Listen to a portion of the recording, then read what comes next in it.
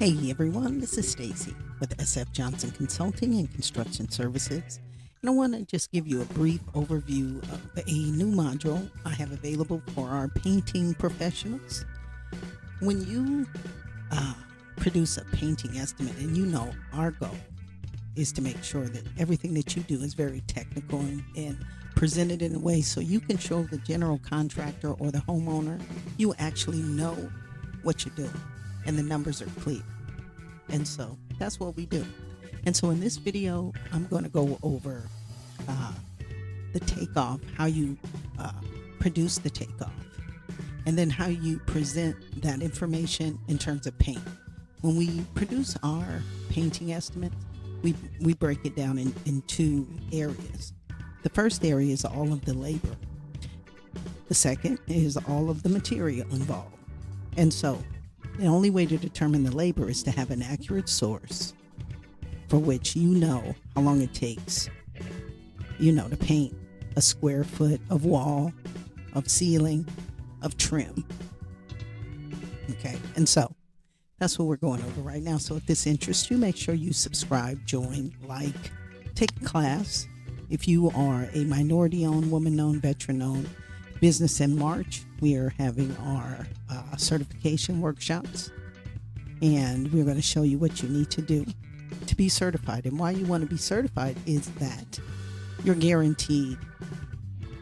Sometimes you don't even have to bid for the projects, and you got to know what you're doing. You got to be qualified. But yeah, when you have those certifications, it gives you a leg up. Some people in this country just had a leg up because they think they should. Well, as minorities, as women, as veterans, as disabled veterans, if you have an office in a community that is an underserved community, you can get a certification for that as well and be popped up to the front of the line. So let's talk about painting takeoff. So what we're looking at right here, or we're not looking at it yet. Now we will. All right, now we're looking at it. This is a repair facility for vehicles. And so when you are completing a painting takeoff, there are two ways you want to, or you can look at it. You can look at the room schedule. On the room schedule, it's going to tell you all the finishes. And so if it's paint, it's going to be very clear. And PT1, PT2, there'll be a schedule telling you which all of these things are in very good detail. That's one way to do it. So you know that the lobby, and they break the walls down into 4 walls because maybe some walls not the same color as the other. Okay, so A, B, C, D wall, and then the ceiling. Okay, so that's what you're looking for if you use the room schedule. I prefer, or a good set of plans is going to give you interior elevation. And from the interior elevations, you can just produce your numbers. And a good set of plans is going to give you an interior elevation for each of the rooms. So that way you'll know the finish, PT6, you know what part's not painted. And so for painting, you'll assume that the walls are being painted, the ceiling's being painted, doors are being painted, and door frames. Have to check very carefully, and I never I excluded window framing if that's being painted. But you can look at the specifications, and sometimes HVAC is being painted, pipe is being painted, and so that's why it's always important to look in the specifications first, no matter what your trade. Look in the finishes. Paint's a finish, and so you look in the finishes under paint, and it will exactly tell you everything that's going to be painted in the project. You don't have to guess. And then you can go to that page, make your measurements. Okay, so now you can buy this. Now this is Caliber Collision. The one that I'm going to show you is actually for a Chuck E. Cheese paint estimate.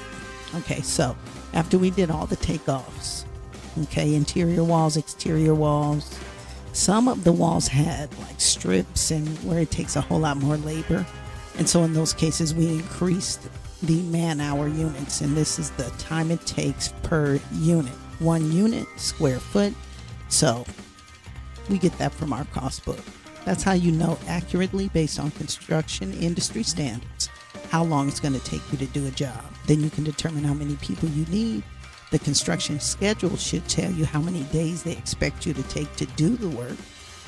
And then you can decide how many people you need to do the work in that amount of days. So when you are one of my students, one of my clients, I always help you with the technical stuff, because you have to be technical. There's no more guessing.